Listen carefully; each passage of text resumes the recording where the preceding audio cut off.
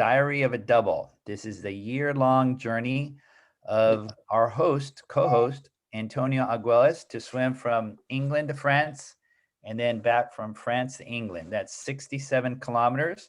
That may take him up to 24 hours. Welcome, Antonio. Muy buenos días, buenas tardes, buenas noches. A pleasure, as every Saturday. Steven, different things to celebrate. Yes. I'm wearing my Stanford hat. Yes, congratulations. Our women's team won the NCAA. That was such a great tournament and a great season for our women basketball. And look, I had an encounter today. Oh, I hit a tree. I was swimming at Las Estacas, and you know, it's been I haven't been there for a long time, and since we made the film, and so the trees have grown, and suddenly a tree appeared where there was no tree before, so I hit my head, but it was a good week. It was a good week. You know, we work very hard on the same amount of volume, but Rafa put me on some very tough R5s. Wow. So that's what happened this week, Steven. After we finish today, we're going to be only 17 weeks before the big day. Wow. Well, I want to go back to the tree.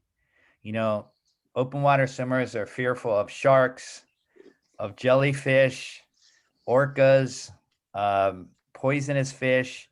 Sometimes even birds come down and peck at us, but we've never been attacked by a tree before. I need to add that to the list. Yeah, it happened today, Steven, and I have a mark.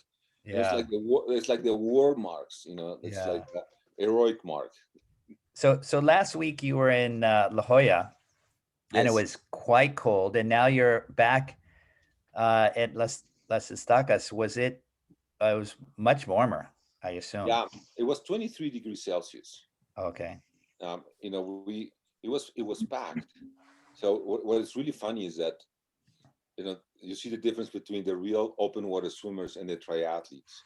Because the triathletes come in with wetsuits at 23 degrees Celsius. I mean, that's bad. I mean, that I have to say that's bad. You would melt. Yeah, I would melt. Yeah, I haven't. Wearing wetsuits is not my stuff. But it's a beautiful day. A lot of sunshine, and but you know, one thing that I've noticed on the way back and when we were at Las Estacas, and I don't know if this is happening in the rest of the world, people are starting to relax. People are starting to have a different perspective of the pandemic, and I don't know if it's good or it's bad, but definitely it's something that it's changing. Well, we started this journey actually back in the pandemic when you couldn't swim, Antonio, when you were stuck, locked down in your home in Mexico City. How was that like? Well, you know, Steven, as you remember, I did the Catalina channel in August of 2019, and that was my goal that was my first if I couldn't achieve Catalina, there was a sign that I wasn't ready for the English channel. I mean, you have to swim Catalina before you intend the English channel. And so it went well. It went really well, as you remember. And then I started training in October for the English channel. So comes March, and there's a lockdown. And I had tickets. I had my reservation with Mike Oram, and I believed wrongly that by the summer the pandemic was going to be gone. So a friend of mine has a swimming pool in Cuernavaca, which is about 80 kilometers from Mexico City. So I called her and I said, would you open the swimming pool for me? And I said, well, I would open for you. All right with you? I spray it there. Only if you put some waterproof stuff on it. So I'm going to leave it out over the summer right there. I'm going to wipe it down first. All right, go ahead. So if you arrive at 5:30 in the morning, I will do that so nobody sees you. So it was like a burglar. I mean, just coming in quiet, you know, no lights. And then the third day, she says, I have a surprise for you. I don't want you to be alone. And she another Mexican swimmer who was swimming at in Michigan, Ricardo Vargas. He had to come back from Michigan because they closed Michigan. And so he's a swimmer that goes 15:08 in the 1500.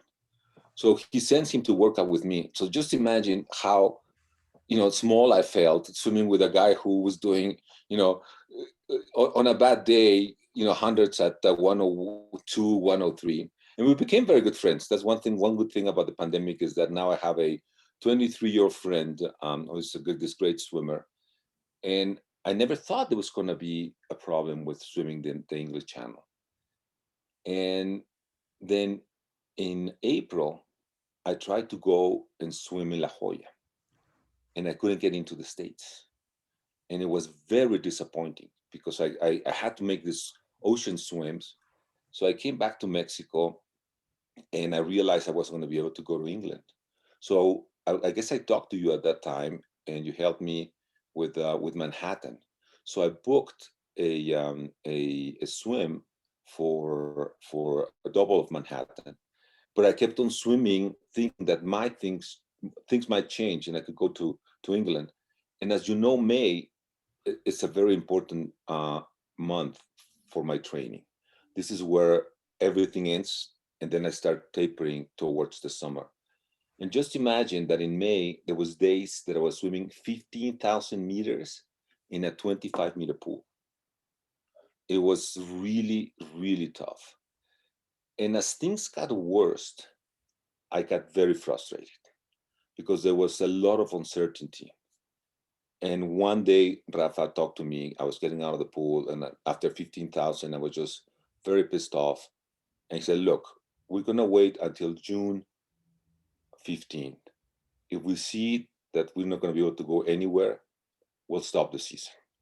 So we ended up until June 15th. We couldn't go anywhere. We took a light month, and then Rafa said, I don't want to see you for 3 weeks. Remember, I talked to you guys about it. And he said, you will just go 2 or 3 times to the pool, do other things. And because it was so bad that I thought about quitting swimming. Because at the same time, as all of this is happening, I don't know how you guys lived the lockdown, but at the beginning, it was crazy. I mean, at least in my house, it was crazy. I would go out to swim in the morning, and when I was coming back, I had to undress almost in the garage, come in and take a shower, and my clothes need to go to the shower. And there was a lot of fear among people, and all the windows were open, and it was just very, very stressful. One good thing that happened that helped me along with the swimming was that the consultancy firm started moving. We had to change to press. We did a lot of things with Zoom, and we were able to teach teachers. We taught about 10,000 teachers over a period of 2 months, so that helped. And then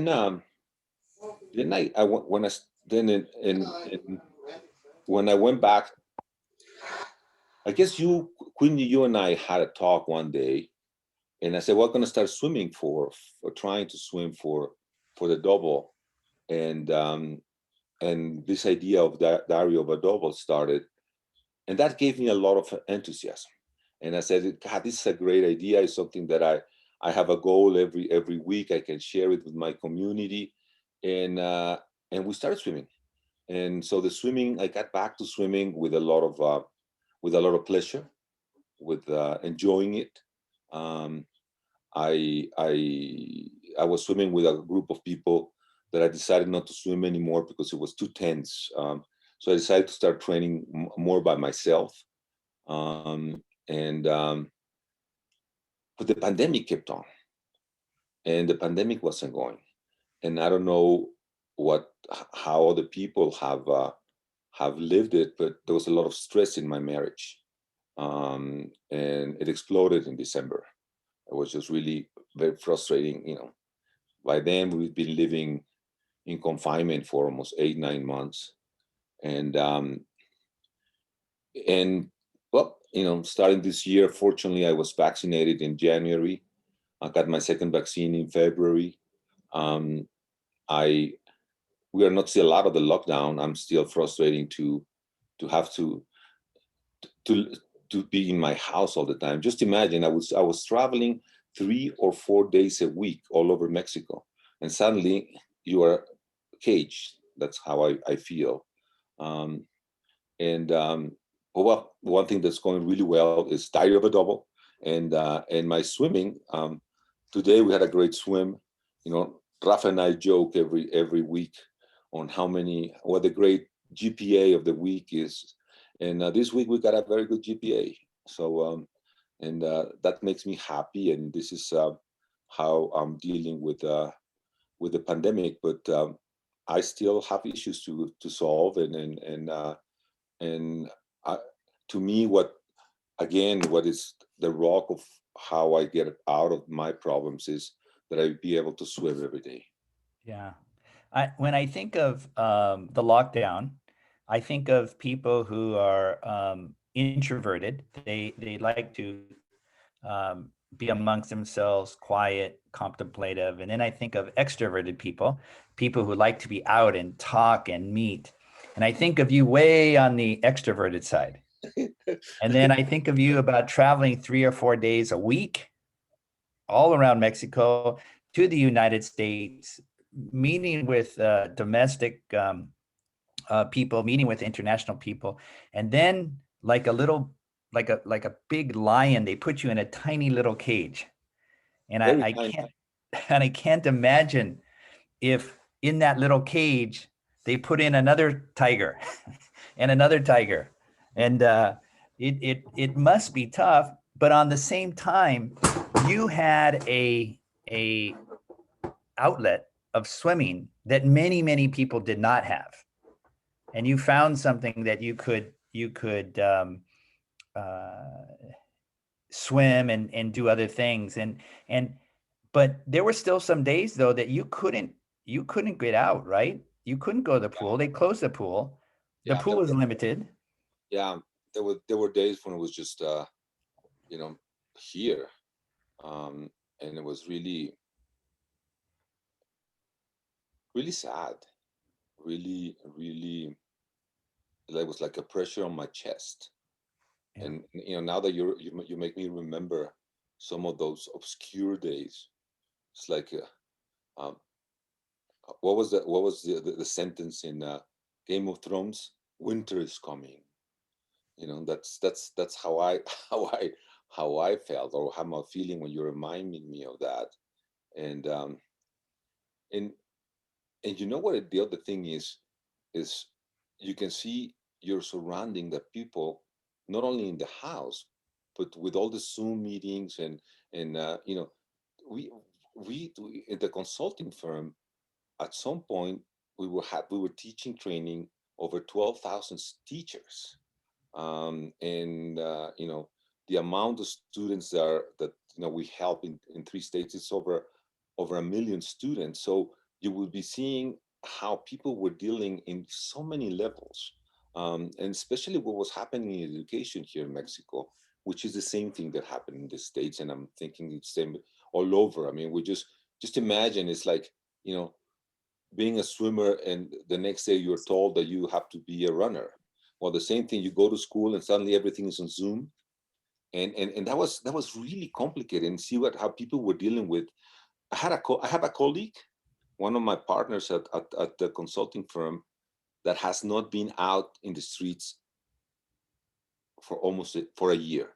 She just got out 2 weeks ago for her vaccine, and she stayed in her house alone all the time because her daughter had gone to the States. And the other thing that was really sad is that you heard about people dying, people you had been working with, and people in the States that 2 of 3 of the secretaries of the states of education that I work with, all of 3 had COVID. So it was, there were some really bad things, but I always like to look at the bright side. What are the right things that we learned about? What are the lessons that we need to take to the future. And this is what I've been thinking as well. What can we do different with our lives once we move on, and the things that they're never going to go back to what they were before, and we just have to accept that. And some people won't be able to do that, but as I said in my book, my father told me, I asked him why the dinosaurs had gone. I said, well, why did they disappear? Because he said they were not flexible. You need to be flexible. You need to understand you have to change to be able to live in different environments. So I think that's what we have in front of us, Steven. Yeah. Yeah. Well, the thing that I think you did very well is at the same time you were dealing with this personally, you were also dealing with it in your company and with the children and the teachers of Mexico.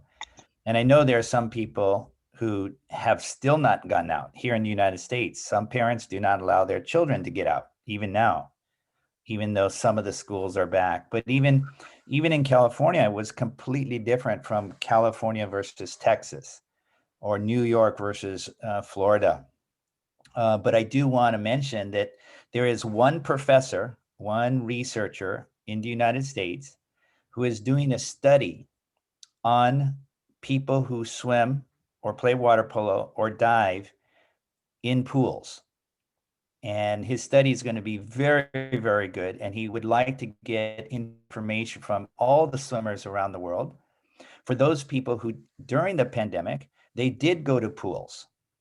And hopefully his information will show, his data will show that swimming in pools was actually a very safe activity.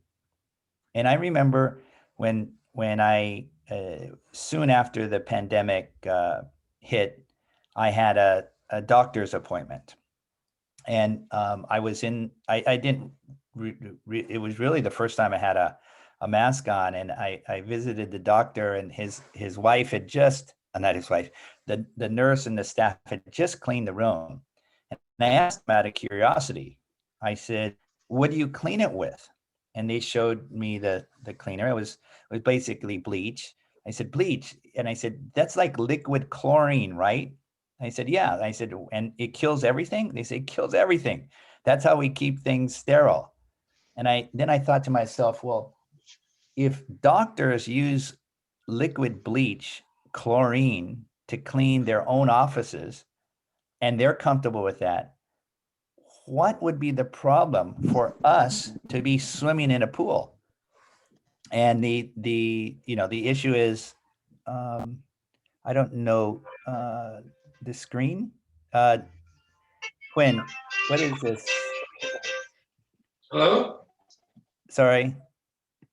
Let me You just. want to share your screen? Yeah, Is we that- just need to mute Keith there. It's underneath. It's in the middle, at the bottom of your screen. It's Here we a go. share screen. There you go.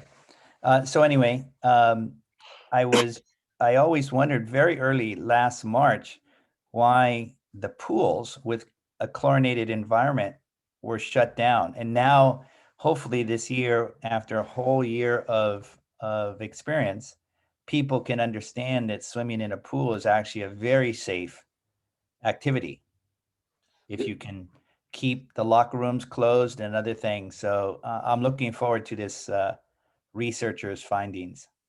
You know what's really interesting about pools, and comes to mind Bonnie Tsui's book, how in the early 20th century, the pools were segregated.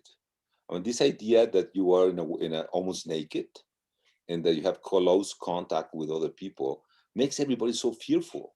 I mean, I don't know, for example, here in Mexico, to go into a public school, the amount of prerequisites you have to fulfill are amazing. And one of them is that you need to have a medical exam. And I always wonder, you have a medical exam the first time you go into, how it's going to happen, what's going to happen, all the other time. So people, there's a fear about swimming pools that I've encountered. And you're totally right. I mean, I go to the pools and I don't use the locker rooms. I got a friend of mine made fun of me the other day because I was invited to a pool, and it's a closed pool, and she had swum with me, and I take my swimsuit, you know, like we did when we were swimmers. I just put my towel around and I take my swimsuit, and that's it. So we're going to her pool, and she was very fearful. Says, "Look, here we use the locker room, so please don't take your swimsuit in front of everybody. Go to the locker room." But I seldom go to a locker room. I think it's you know, I just go and swim, and no need to go to a locker room. Yeah. Well, I want to open it up, and I want to ask people what did their own thoughts, their own actions during the pandemic, and what did people feel? How did they get out and swim? What did they do to stay sane? And you can unmute yourself and just share your experience.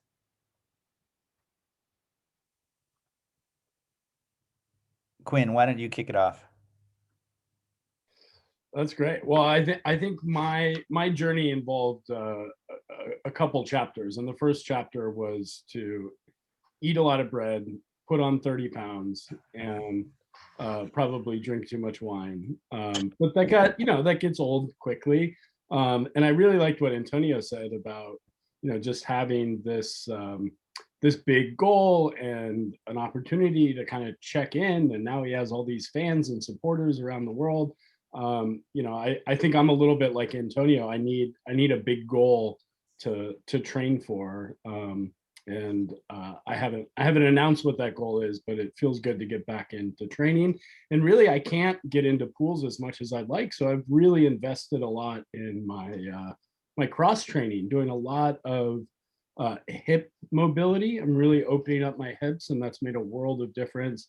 If I can only swim 3 times a week, those sessions are really precious. And but all of the times I'm training outside of the pool, I'm thinking about my stroke, and I think it's paid off. I mean, I feel great in the water, and I think you can get away with swimming less, and I think that's something new in some of the coaching and research. Less can be more with swimming. You don't get many bad habits, and the work I do in the pool is just very deliberate and focused. So that's my COVID training journey, Stephen. Got it. And we have Brian, who is just inducted or will be inducted in the International Marathon Swimming Hall of Fame. He's in Canada, which closed the border off to Americans because you got to be safe up there.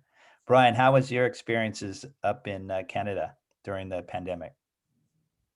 Well, as you can see from our background, which is only about 3 or 4 weeks old on Lake Huron, we still had snow.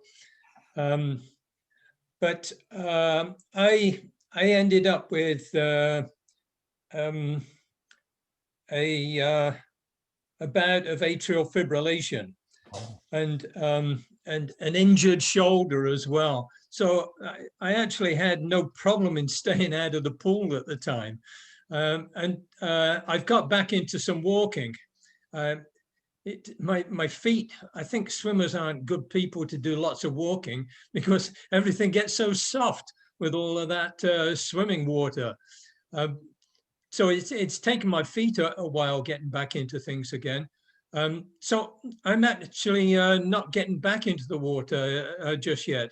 I did get my first shot last week, and we're pretty slow in Canada in terms of getting the vaccinations out there. And I don't really have much intent to get back into the pool again until I've had that second shot. I do understand, as Antonio has indicated, that there's no use of the shower rooms anymore at our local pool. You have to book a session to go there, and they allow 1 or 2 people per lane, or they've doubled up the lane to make it wider. So people are just going in, doing a swim, putting their sweatsuit back on and going home and perhaps having a shower there.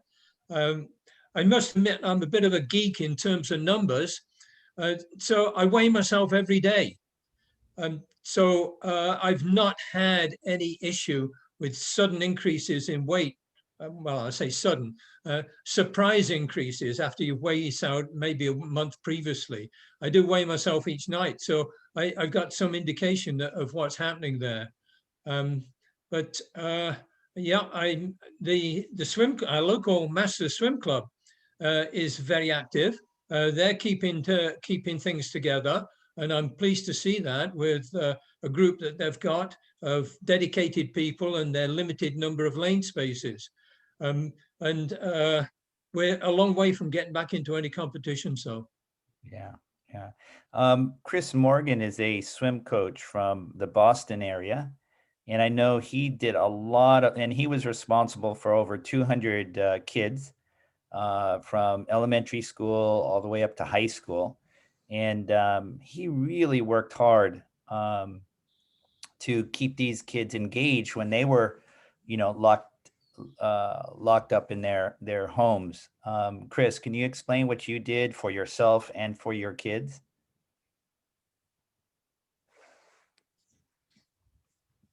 Chris, maybe, I think he's actually coaching right now. So I will actually summarize what he did. He did a lot of Zoom calls. He interacted with all the kids at the different age groups. So, you know, kids under the age of 10, kids up to the age of 14, kids up to the age of 17. And when he could, they had games. Steve, I can hear you now. I'm sorry. Go ahead. Just explain a little what you did during the pandemic for yourself and for your Great. kids. Yeah, sorry everyone.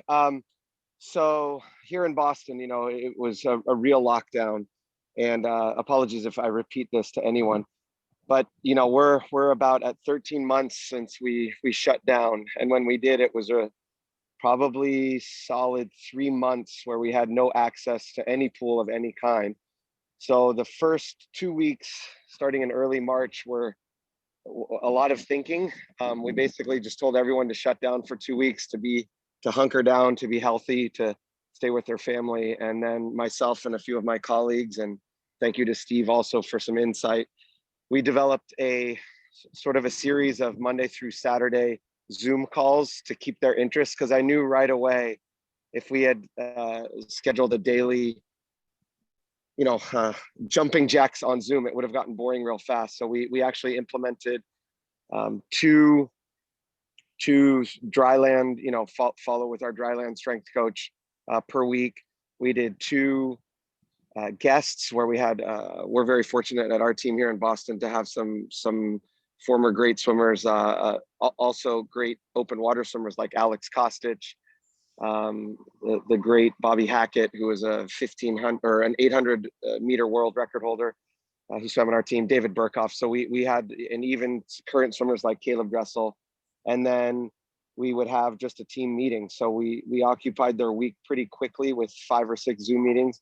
And then end of April, and we're actually going to repeat it this year, we started introducing open water swimming to a lot of kids. I would say 90% or 95% of our team had never done an open water swim. And we have a beautiful place here in Boston, just outside of Boston, Walden Pond, where a lot of open water swimmers. We had to approach it very delicately because there's a lot of, I would say, people who Walden Pond is their sacred training ground. And when they've been there historically for the last 20, 30 years and had no teenagers show up, and all of a sudden 25 teenagers show up to open water swim and just want to get out there and race and make waves, it was delicate, but we got through it. And a lot of kids turned to open water swimming. And then once we got back into the pool at, 12 at a time for 45 minutes, eventually 18 at a time. And now we're almost up to, I'd say, regular training conditions where we have 5 per lane, but now rather than everyone starting on the same side, we have 5 kids in a lane, separated 6 feet, wall, flags, middle, flags, wall. And, it's kind of our new normal. So what's exciting now is we figured out how to do things differently. And even though we are pool swimming, we're also going to be open water swimming, and even figured out that now when I have my college meetings with kids and their parents, I don't even have to meet at the pool. We just meet on Zoom. And I actually feel like we've figured out a better way to do it. So sorry for the quick talk, and if anyone has questions, yeah, I'm here. that's kind of a summary. That's great, Chris. Anybody else have anything? Tina, Tina, say something. you raise your hand. Yeah, it's not necessarily swimming, but it's training. And so when I totally can relate to Antonio, because he said he felt like some heaviness on his chest. I mean, when this pandemic started, I seriously had a very visceral, it reminded me of how exactly I felt when Tim died, because I am an Tim's your esthetician. husband. Just Yeah. Sorry. And so I'm an esthetician, and I feel like partly my business saved my life when he died. Just women coming into my loft here, I work from home, downstairs, and touching them and interacting, that stopped. I also do a lot of, I'm a part of Modern Widows Club, which is all over the world. And a lot of us, we usually meet in chapters, but because of the pandemic, we actually started meeting all together all over the world. A lot of widows were like, hey, new normal.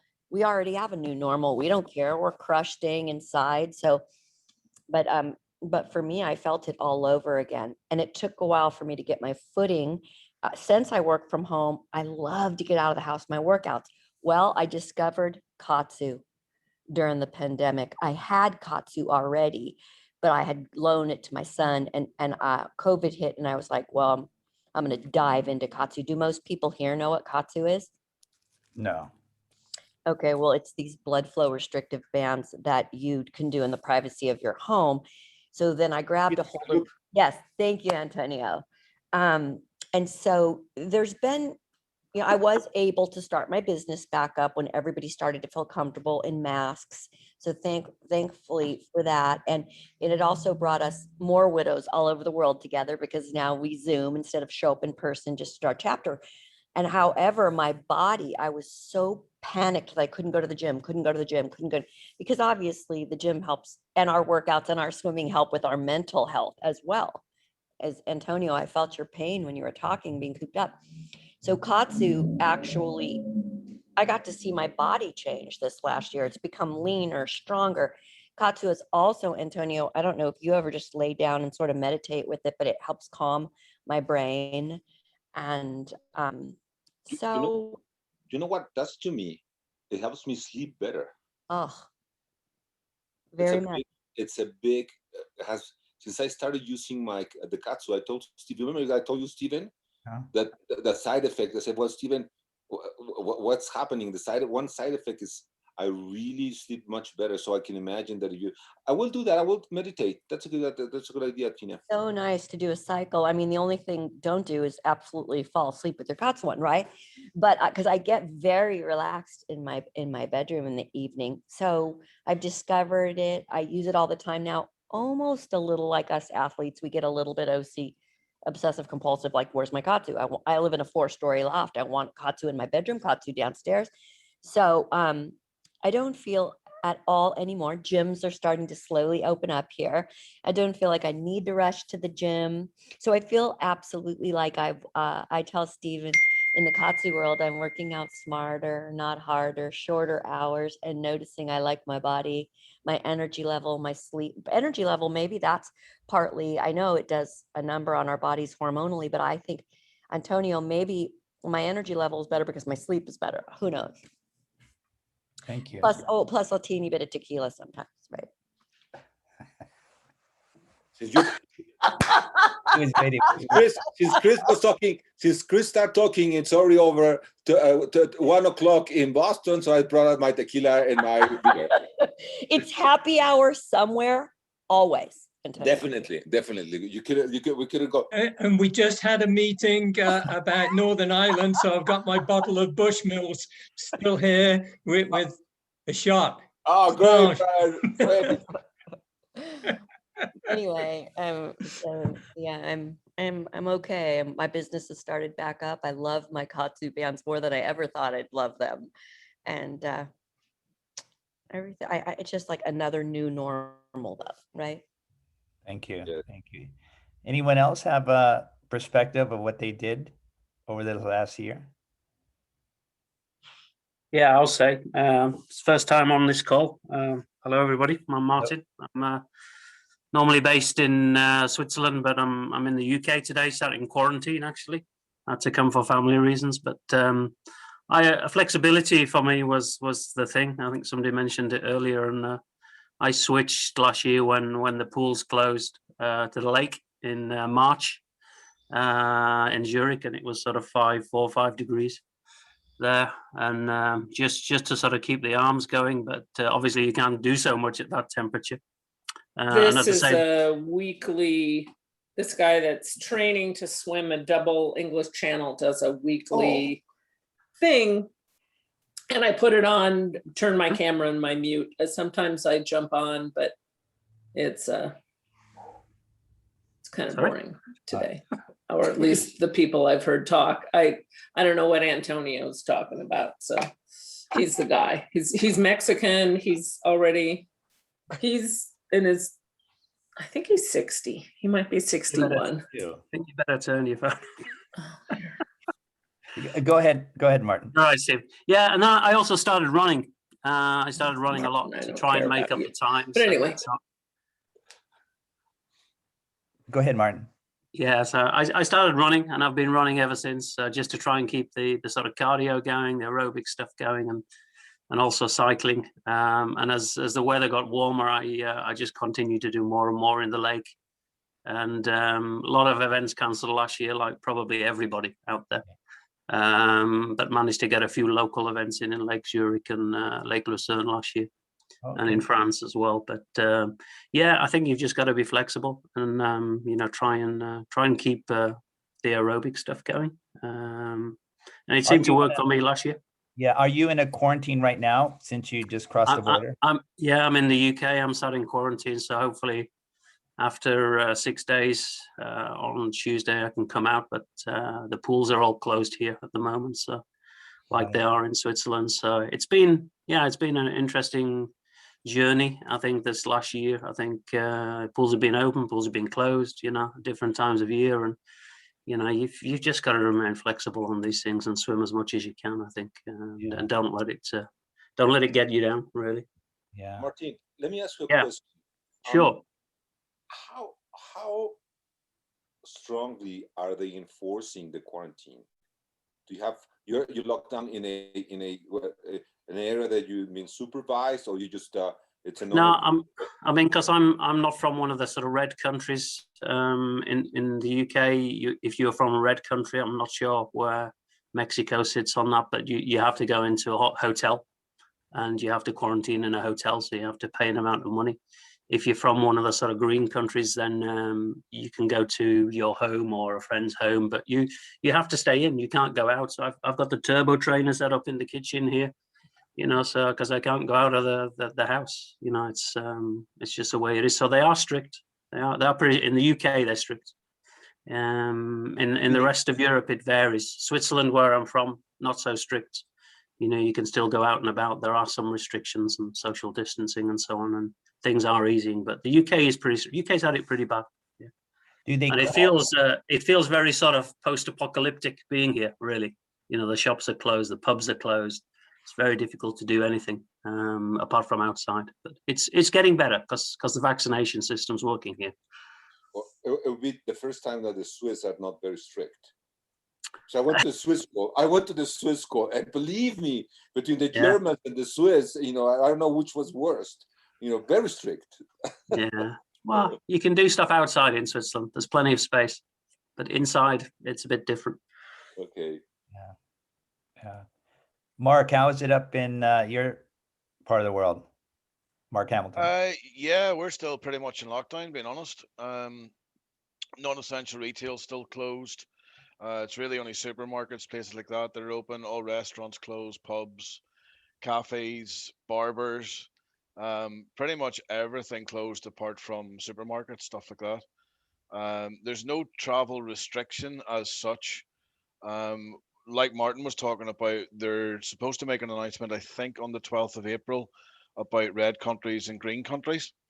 So as far as the North Channel is concerned, we're waiting to see what they're going to say is going to be the green countries and who possibly can travel to come here this year. it's not a great situation for anybody, being honest. Martin's exactly right. We haven't quite got the quarantine yet, as you say, from the red countries where you have to go into the hotel, but it's costing in excess of £1,800, which is like $3,000, stuff like that, for your quarantine stay. And you don't get a choice. You get taken straight there from the airport, and that's where you stay. Oh. So we are concerned about how it's going to impact on swimming here for the season. As we were talking just before we started, we have a few from the UK who have confirmed that they are coming and they are able to travel. I know there's some other people coming, not with us, but they're coming and planning to do the 10 days quarantine. But it very much depends on what the local government say here. And we can't predict that. Vaccine wise here, I've had my first dose just over a week ago. I'm 47, so they've just opened it to the over 40s. I could fall into the 45 age bracket. So pretty much everybody is going to be certainly have access to the vaccine here, I guess, within the next sort of 3 to 4 weeks.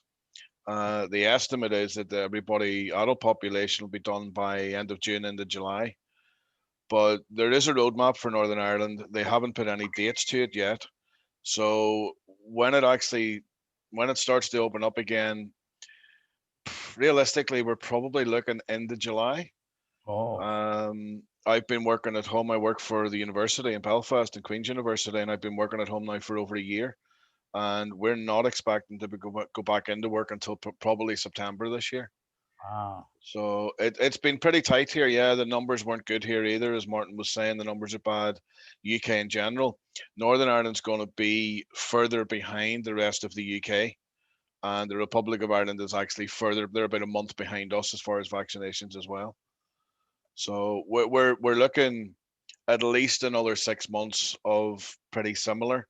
Some close contact services may open in the next sort of 3 to 4 weeks, but there's no dates yet and there's no guarantee for anything. So again, like Antonio was saying, we both need to go to the barber. We need to get them opened, so. Yeah. Well, thank you very much, everybody, for your perspectives around the world. As Antonio puts on his nice Stanford hat, but it does make us appreciate the things that we can do and the things that we do love to do, whether that's swimming or being an esthetician or working for the university, Mark. Well, thank you very much, everybody, for your time, sharing a little common issues and common solutions among us all. Quinn, if you want to wrap it up. Sure. Yeah. Thanks, everyone. Also, if you have feedback for us, topics you'd like to cover, just shoot us an email at contact@openwaterswimming.com, and we'll do our best to include it. Thanks, guys. Thank you.